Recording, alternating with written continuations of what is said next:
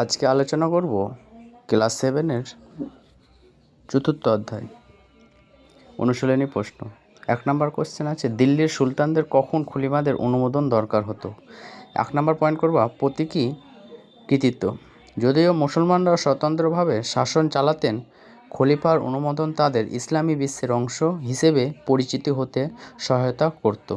2 নম্বর point হবে সুলতান পদে উন্নতি করা। অনেক সময় তুর্কি সেনাপতি বা নেতা সুলতানকে সরিয়ে নিজেই সুলতান হয়ে বসতেন। এই ধরনের কোনো প্রয়াসকে বাতিল করতেও খলিফার অনুমোদন দরকার হয় বা প্রয়োজন হতো। শাসন ও অধিকারের ন্যায্যতা।